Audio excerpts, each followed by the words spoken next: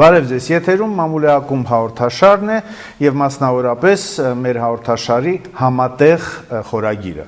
Այս խորագիրը նվիրված է տեղական ինքնակառավարման մարմինների բարեփոխումներին և կոնկրետ այսօր մենք կզրուցենք, թե ինչպես են տեղի ունենալու մայիսին ըստ կառավարության որոշման տեղական հանրաքվեները։ Մեր այսօրվա հյուրերն են պարոն Կարեն Բակոյանը, Հայաստանի Հանրապետության տարածքային կառավարման և արտակարգ իրավիճակների նախարարության տեղական ինքնակառավարման հարցերի համակարգման բաժնի պետ, Ինգա Զարաֆյանը Էկոլուր տեղեկատվական հասարակական կազմակերպության նախագահն է, Դավիթ Թումանյան հանրային մասնակցություն տեղական ինքնակառավարման ծրագրի տնօրեն և Վահան Մովսեսյանը համայնքների ֆինանսիստների միավորման նախագահ։ Պարոն Բակոյան, առաջին հարցը ձեզ,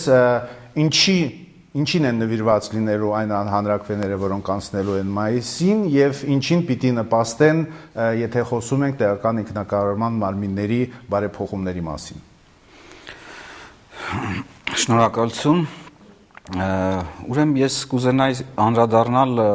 հարցի իրավական ասպեկտին։ Հայաստանի Հանրապետության Սահմանադրության 110-րդ հոդվածի համաձայն համայնքները կարող են միավորվել իրար ընդհանուր շահերից ելնելով։ Այդ նախաձեռնությունը ազգային ժողովը ընդունում է օրենքի տեսքով կառավարության կողմից ներկայացված նախաձեռնությամբ։ Կառավարությունը այդ համայնքներում նշանակում է տեղական հանրաքվեներ։ Դա բխում է տեղական հանրաքվեի մասին օրենքից, Ինչպես գիտեք, տեղական հանրաքվեի մասին օրենքով տեղական հանրաքվեի հարցերի նախաձեռնողներ կարող են հանդիսանալ համայնքի ավականին և միայն մի դեպքում Հայաստանի Հանրապետության կառավարությունը։ Այդ դեպքը հենց վերաբերվում է համայնքների խոշորացման դեպքին։ Համայնքների խոշորացումը իրականացնելու համար դա, ինչպես նշեցի, սահմանադրական պահանջ է և այդ հարցաթերթիկում տեղական հանրաքվեի պետք է նշվի այնպիսի հարց, որին պատասխանը լինի միանշանակ, այո կամ ոչ։ Մեր կողմից մշակված նախագծերում հարցերը հնչում են հետևյալ կերպ, որ երբ է անցկացվելու, այսինքն այսինչ օրը, մայիսի 17-ին կոնկրետ, համայնքային կենտրոնն է նշվում և համայնքի անվանումը։ Ինչպես գիտեք, մայիսի 17-ին է անցկացվելու մարտի 19-ի կառավարության նիստում ընդունված որոշումների հիման վրա։ Որոշվեց ներկա փուլում անցկացնել տեղական հանրաքվեներ 3 համայնքային փնջերում։ Դա Լոռու մարզի Թումանյանի համայնքային փունջն է, Տավուշի մարզի Դիլիջանի և Սյունիքի մարզի Տաթևի։ Իդեպ Տաթևի փնջի համար մի հատկանշական առանձնահատկություն կա, որը նախատեսված էր նաև համայնքների խոշորացման հայեցակարգով, որ կարող է համայնքային կենտրոնը և համայնքի անվանումը իրարից տարբերվել։ Օրինակ, Տաթևի դեպքում համայնքի անվանումը լինելու է Տաթև, իսկ համայնքային կենտրոնը գտնվելու է Շինուհայր համայնքում, որպես առավել բնակչություն ունեցող համայնք։ Նույն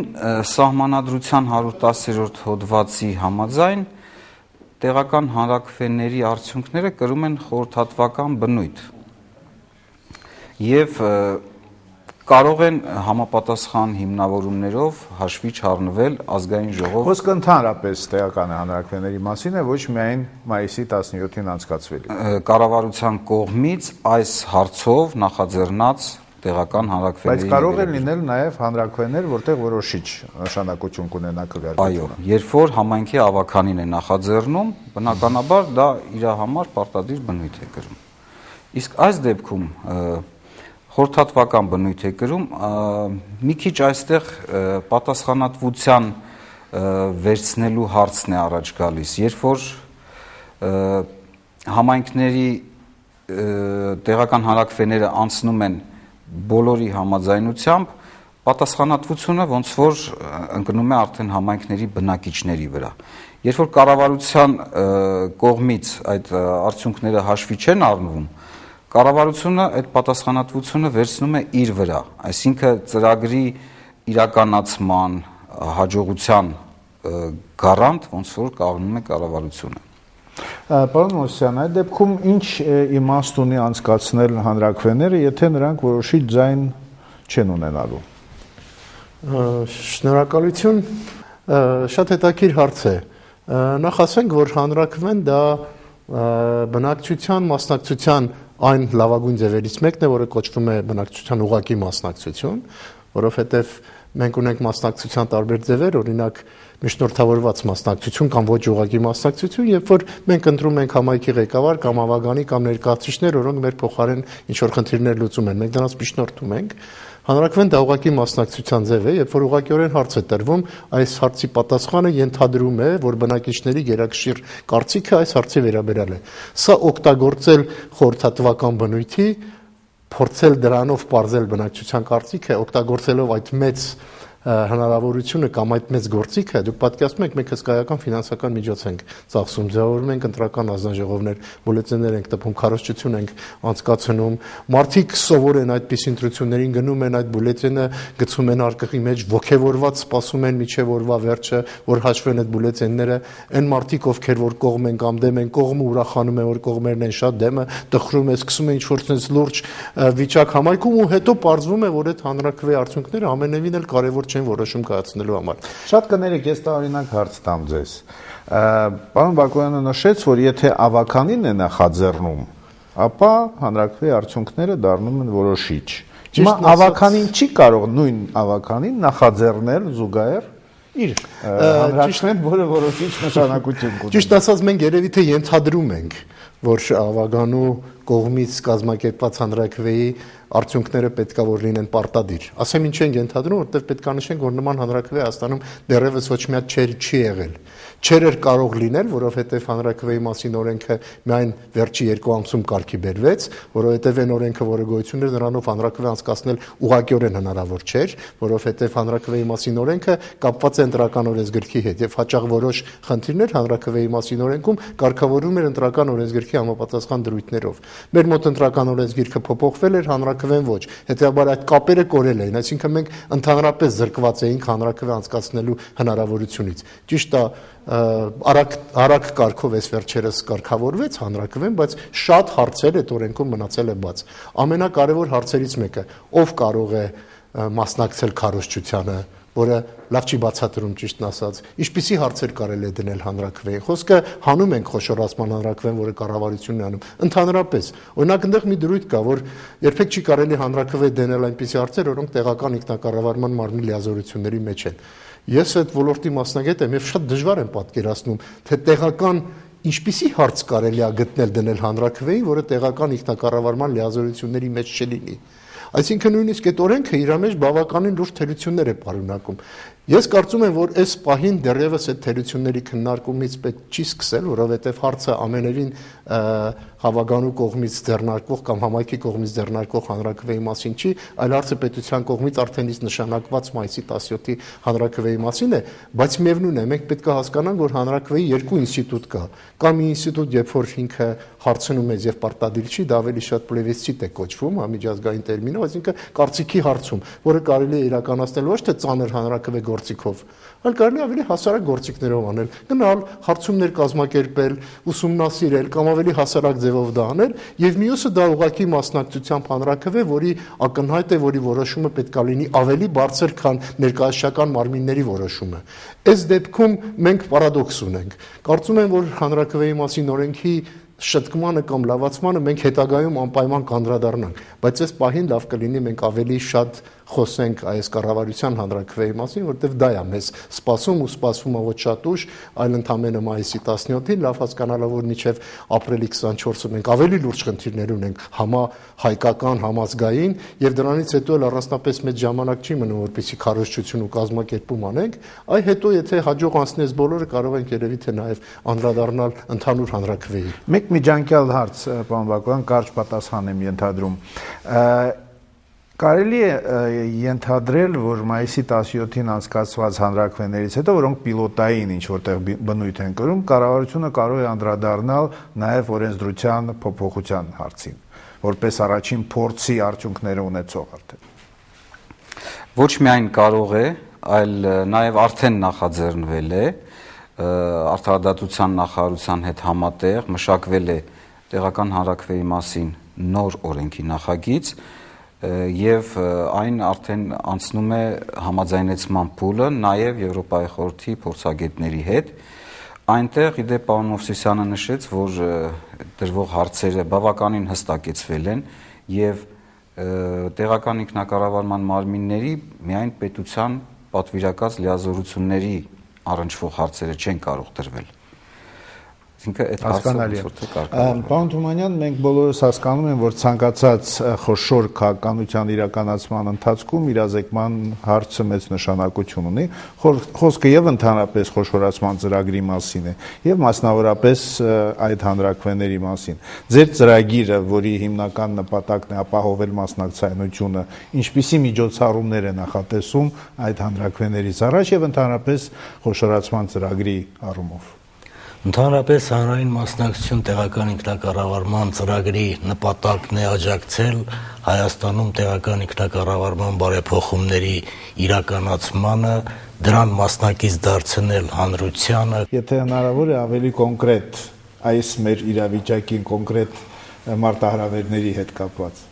Կոնկրետ ծրագիրը նախատեսում է որոշակի միջոցառումների իրականացում կապված համայնքների խոշորացման եւ տեղական հանրաքվեների հետ։ Ընդհանրապես համայնքների խոշորացումը Հայաստանի ներկա տեղական ինքնակառավարման վիճակի առումով շատ կարևոր է, որովհետև վերջին հաշվով տեղական ինքնակառավարման իրականացման արդյունավետությունը մեծ չափով կախված է, թե ինչպիսի տարածքային միավորումներում է իրականացվում տեղական ինքնակառավարումը։ Այսօր մենք ունենք ոչ նպաստավոր պայմաններ տեղական ինքնակառավարման իրականացման համար եւ համայնքների խոշորացման հարցը կարելի է ասել բարեփոխումների թիվ 1 հարցն է եւ դրանից է կախված տեղական ինքնակառավարման զարգացման հետագա ճակատագիրը։ Ծրագիրը նախ խոշորացվող համայնքներում մենք ունենք պիլոտային երկու կարգի համայնքներ, խոշորացվող համայնքներ եւ չխոշորացվող համայնքներ, 40 խոշորացվող համայնքներում մենք նախատեսում ենք համապատասխան միջոցառումների իրականացում, բնակչությանը իրազեկում, ինչ կտա խոշորացումը, ինչ առավելություններ, թերություններ, ինչ ռիսկեր է պարունակում, դրանց հիմնավոր բացատրությունները ներկայացնել բնակչությանը, որը նաև ենթադրում է հետագայում արդեն տեղական հանրաքվեների իրականացման որոշակի արդյունքների ձեռքբերում։ Այդ կոնկրետ այդ փունջերում, 3 փունջերում, որտեղ իրականացվելու է հանրաքվեն, ինչպես եք բացատրելու քաղաքացիներին, որ եկեք ակտիվ մասնակցեք, բայց ձեր քվեարկությունը ոչ մի բան չի նշանակելու։ Ես նույնպես կուզենայի անդրադառնամ տեղական հանրաքվեների արդյունքների հաշվի առնելու հետ կապված հարցին։ Իրոք թվում է զարմանալի է, ինչի է պետք անցկացնել հանրաքվե, եթե ասենք բացասական արդյունքի դեպքում միևնույն է համայնքների խոշորացումը կիրականացվի։ Սակայն այստեղ շատ կարևոր է մի առանձնահատկություն, ընդհանրապես վարչատարածքային կառուցվածքի հարցը դա պետության խնդիրն է եւ պետությունը ինքն է որոշում, թե ինչպիսի վարչատարածքային կառուցվածք պետք է ունենա եւ որ դեպքում ավելի արդյունավետ կառավարումը կիրականացվի։ Սակայն երկրորդ կողմը հարցի այն է, որ ամեն դեպքում պետք է հաշվի առնել տեղի բնակչության կարծիքը։ ինչ վերաբերմունք ունեն այդ բնակիչները իրենց համայնքի հետ կապված, համայնքը միանա այլ համայնքի թե չմիանա, սա ընդամենը կարծիքի հարցում է եւ այս առումով ես այստեղ վատ բան չեմ տեսնում, եթե կառավարությունը ելնելով բնակչության շահերից, ես հատկապես ուզում եմ սա շեշտել, բնակիչը ոչ միշտ է, որ իր շահերը կարող է գիտակցել մինչև վերջ եւ համապատասխան որոշում ընդունել, որովհետեւ շատ ժամանակ էմոցիոնալ հարթությունում ավելի շատ բաներ են կատարվում, քան թե իրական կյանքում եւ կառավարությունը տվյալ դեպքում ինքն է բնակչության շահերը բազմակողմանի հաշվի առնելով որոշումը կայացնում, հաշվի առնել այդ որոշումը հանրաքվեի թե հաշվի չառնել։ Դա մեկ խնդիր կապված հանրաքվեների հետ կան նաև այլ խնդիրներ։ Ձեր ասածը կրկնում է մեր գործընկերներից մեկի կարծիքը, որ եթե Հայաստանում հանրաքվե անցկացնի օրինակ մահապատժի վերադարձի հետ կապված, երևի մեծամասնությունը կողմ կլինի, բայց դա չի նշանակում, որ դա բխում է հասարակության եւ պետության շահերից։ Մեկ այլ խնդիր կապված հանրաքվեների հետ, դա ընդհանրապես Հայաստանի ընտրական գործընթացների նկատմամբ անվստահությունն է քաղաքացիների։ Եվ այդ առումով ինչպես կաշխատեն ըստ ձեզ, Տիկին Սարաֆյան, հանրաքվեները, երբ վստահությունը ցանկացած այդ կարգի միջոցառումների նկատմամբ չկա։ Կամ շատ ցածր մակարդակի։ Մենք երբ որ մենք ունենք այդպիսի փորձ համայնքներում, երբ որ հարցը դրվում համայնքի կոնկրետ համայնքի կամ կոնկրետ համայնքի բնակչության մասնակցության մասին։ Այդ մասնակցությունը հիմնականում մեզ մոտ ապահովում է հասարակական լսումների ժամանակ, երբ որ քննարկվում է ուրիշ օրինակ մենք այդպես օրինակներ չունենք։ Հիմնականում այդտեղ մենք լսում ենք համայնքի բնակիչները ինչ կարծիք ունեն այլ կամ այլ գործունեության վերաբերյալ։ Եվ ասեմ, այստեղ հարց առաջանում, ընդհանրապես համայնքի բնակչի մի ձայնը ինչ արժեք ունի կամ ինչ ուժ ունի։ Մեր փորձը ցույց է տալիս, որ ոչ մի ուժ այս ձայնը չունի։ Եվ եթե մենք ունենք օրինակ Շատին գյուղում մի քանի տարի առաջ մարզպետարանը, Վայոց-Ձորի մարզպետարանը առաջարկեց անցկացնել այդպիսի տեղական հանրաքվե մի պրոյեկտի վերաբերյալ։ Նրանք դեմ են, ասացին հանրաքվե անցկացնենք, հաշվի առնենք ձեր կարծիքը։ Ոչ ոք չգիտեր ոնց անցկացներ, ինչպես անցկացներ, հավաքվեցին, մի հատ ժողով անցկացրեցին, հետո ստորագրահավաք ուրեմն հավաքեցին ստորագրություններ, ոչ մի ուժ չունեցան այդ ստորագրությունները, ոչ մի ուժ չունեցավ այդ ժողովը եւ այլն եւ այլն։ Ստեղ եթե մենք պարտադրություն չենք դնում արդյունքների վրա, մենք ընդհանրապես այդ պատասխանատվության հարցը հաշվի առնել հարցը, այդ դուրս է գալիս դաշտից, սա միանշանակ է։ Երկրորդ հարցը դա համայնքների խոշորացման հարցը։ Ես որպես բնապահպանական կազմակերպության ներկայացուցիչ եւ հասարակության ներկայացուցիչ միանշանակ կողմ եմ համայնքների խոշորացման, որտեղ մեր մոտ ինչ տնտեսություն, ուրեմն ինչ տնտեսական հարցեր իրականացվում են, մեծ եւ փոքր խոշոր պրոյեկտներ, հիմնականում պրոյեկտների մեջ ընտրվում են շատ փոքր աղքատ համայնքներ, որպես ազդակի համայնքներ, ազդեցության գոտու մեջ, եւ այդ համայնքը պաստորեն, որը չեն պատկերացնում ոչ պրոյեկտի ռիսկերի մասին, ոչ այլն եւ այլն, իսկ մենք ունենք այդպիսի խոշոր պրոյեկտներ, օրինակ Ամուսարի պրոյեկտը Ոսկե հանքի, որը մի քանի մարզի վրա կարող է ազդի եւ նույնիսկ Սևանալիչի վրա, Սոտկի, այսինքն մետաղական հանքավայրերի հետ կապված պրոյեկտները, նրանք շատ մեծ ազդեցություն ունեն։ Ու այդ ազդեցության ճակատագիրը որոշում է մի փոքր համայնքում։ Դա անընդունելի է եւ իհարկե մենք ստեղ հասկանում ենք, որ պետք է խոշորացվի այդ ամբողջ ազդեցության գոտի, որ գոնե այդ փոքր համայնքում այդ հարցը որոշված չլինի։ Բայց կարող է եւ հակառակը լինել։ Եթե ասենք հանրաքվե որևէ հեքի կառուցման վերաբերյալ անցկացվի մի համայնքում, որտեղ կան 3 կամ 4 գյուղեր,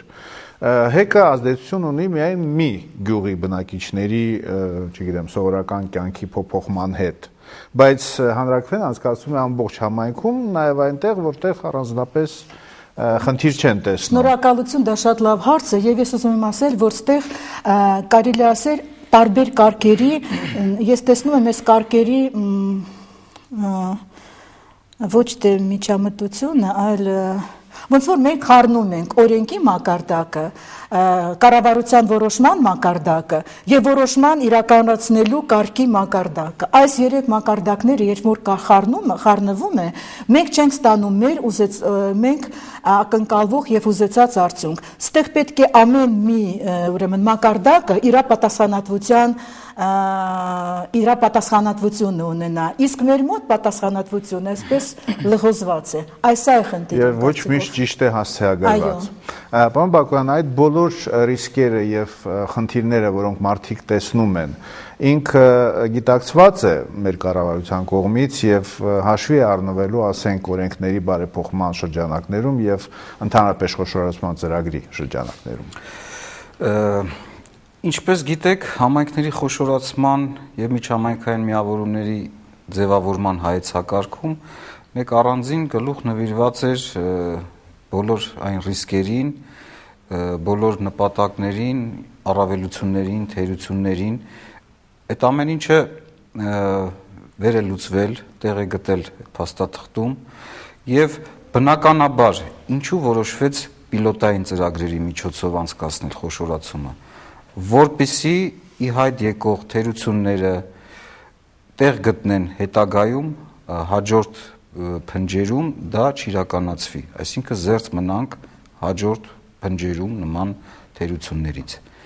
Եվ դա խոսում է ճկունության մասին ծրագրի։ Եթե ամբողջ երկրով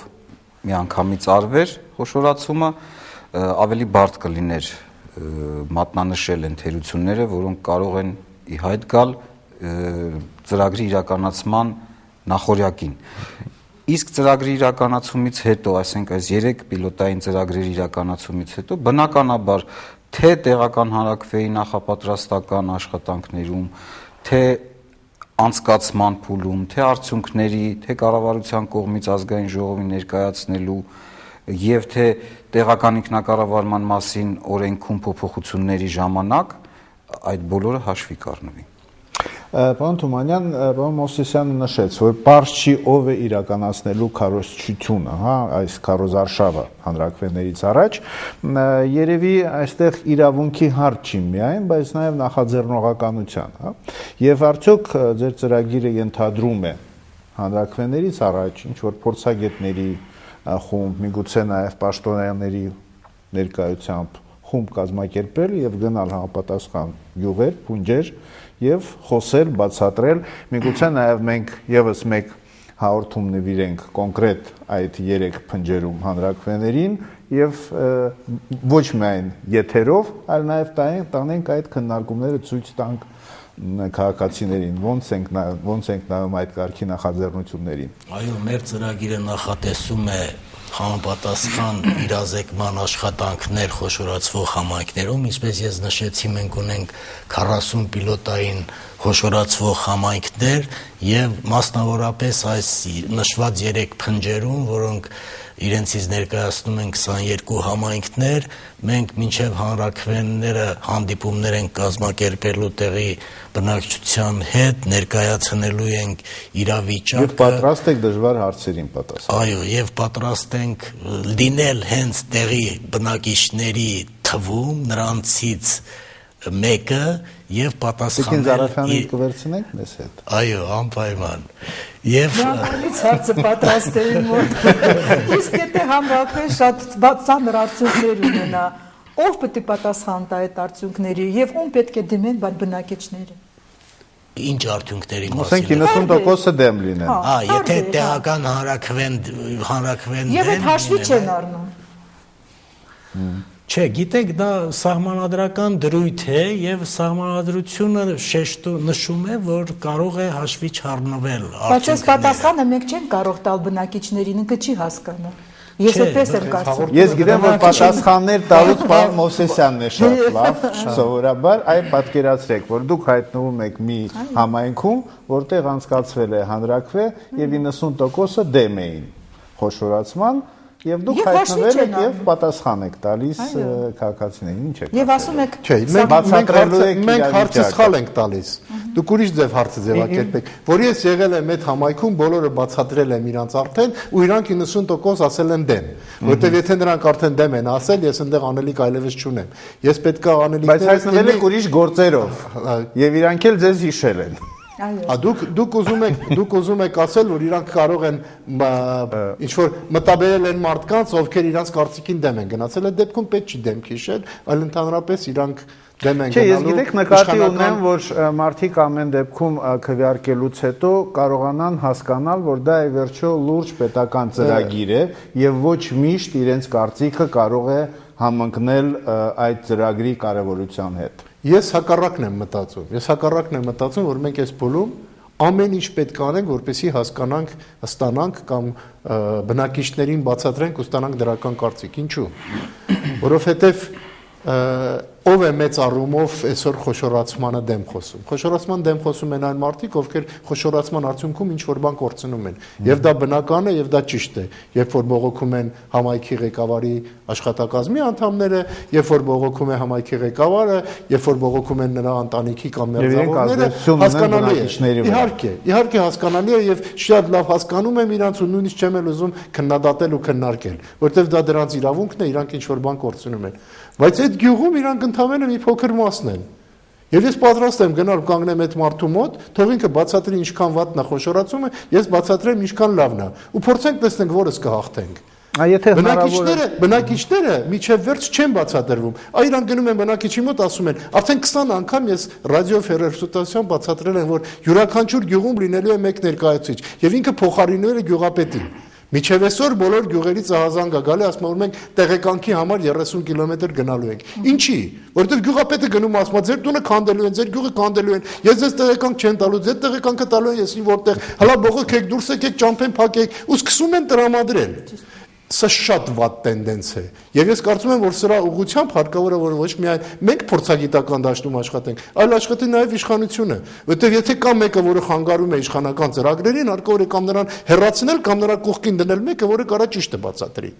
Ես ամենևին կողմ չեմ, որ ժողովուրդը ասի դեմ գնանք խոշորացնենք։ Ես դրան դեմ եմ։ Եվ եթե թեկուզ նույնիսկ սահմանադրությունը մեզ թույլ է տալիս չլսել բնակչության կարծիքը ու դեմի դեպքում խոշորացնել, ես անձամբ որպես փորձագետ դրան դեմ եմ։ Ես կողմ եմ նրան, որ մենք գնանք բնակչին հասենք, թե ինքը ինչ է շահելու դրանից, որ ինքը իր փողերը, որը ծախսում է այսօր 5-6 հոգանոց աշխատակազմին կերակրելու համար, Յանում թե աշխատատեղեր են դրանք այդ համայնքում, որ այդ փողերը կարող են ծախսվել իրանց երեխաներին որակյալ կրթություն ապահովելու եւ իրանց համայնքը լուսավորելու, ակումբը կահավորելու, փողոցը բարեկարգելու համար։ Սա է պետք գնալ ասել։ Ես վստահ եմ, որ գյուղացիներին լավ բացատրեն, որտեղ է իրանց ծախսում իրանց գյուղերը, իրանք առաջինն է գյուղապետին դուրս կանեն այդ գյուղից, ոչ թե ինձ։ Որովհետեւ իրանք մշտապես տրամադրում են սուտ խոսքերով։ Պարոն Բակոյան, փաստորեն այստեղ ոչ միայն երևի քաղաքացիական հասարակության եւ փորձագիտական հանրության դերն է կարեւոր, իրազեկման առումով կառավարությունը ինչ որ միջոցառումներ մինչեւ մայիսի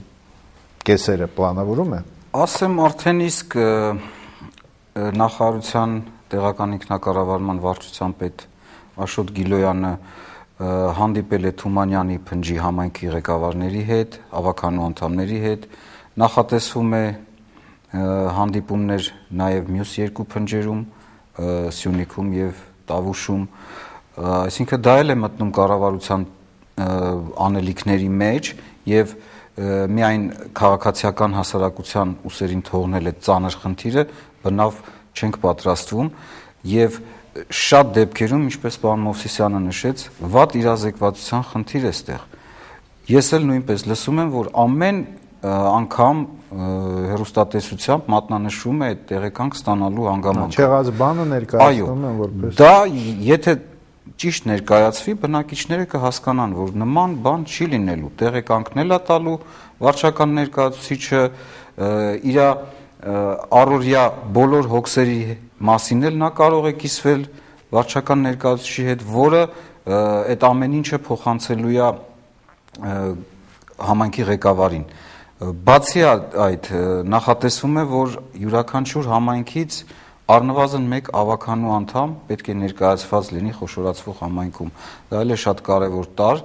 դա բխում է նաև խոշորացման հայեցակարգից եւ երևի թե սկզբի մի քանի ընտրությունների համար կվոտավորում կմտցվի, որ յուրաքանչյուր համայնքից առնվազն 1 ավականու անդամ ներկայացված լինի։ Իսկ այդպիսի մոտեցում հաշվի առնվում է, որ միացնելուց միացնեն այնպիսի համայնքներ, որոնց բնակչությունը համադրելի է, որպեսզի որևէ փոքր գյուղ չտուժի միանալով խոշոր համարյա քաղաքի չափի մի բնակելի խոշորացման չափորոշիչներում նման կետ արկա է համատեղ կեցության, համատեղ մենտալության եւ ազգային պատկանելության տարրերը բոլորը հաշվի են առնվելու։ Տիկին Զարաֆյան, մենք նախորդ հաղորդման ժամանակ էինք փորձում հասկանալ զանգվածային լրատվամիջոցների դերը։ Դուք որպես լրագրողական փորձ ունեցող, ինչպես կգնահատեք լրատվամիջոցների աշխատանքը իրազեկման առումով։ Իրազեկման առումով ես շատ բավականին ցածր կգնահատեմ, որովհետև իրականում այդ խնդիրները, որի մասին չգիտեմ, փորձագետները, հասարակությունը, նույն բնակչությունը եւ այլն բաներ, որ նրանք խոսում են, նրանք շատ էսպես առանձին թեմաներով են դրված եւ ընդհանուր իրավիճակը, երբ որ օրինակ իրոք խնդիրները քննարկվում են, ինչ որ գնահատական է տալիս, ես այդպես բան շատ քիչ եմ լսում։ Ես կարծում եմ, որ այստեղ լուրջ խնդիրներ կան, նու լրատվամիջոցների դերացումը թե ոչ ես չեմ կարող ասել, բայց որպես փաստ ես այդ եմ ներկայացնում, որովհետև շատ հարցեր, որի մասին օրինակ ես մտածել եմ, բայց ես պատասխան եմ ստացել օրինակ այսօր, հենց այդ սկոր սեղանի շուրջը։ Եվ լավ կլինի, որ մարդիկ, որոնք անհանգստացած են, իրոք անհանգստացած, այսինքն որի վրա դա ազդում է, նրանք լսեն այս կարծիքները։ Եվ տեղում իհարկե։ Պարոն Մովսյան, եթե մենք համարենք, որ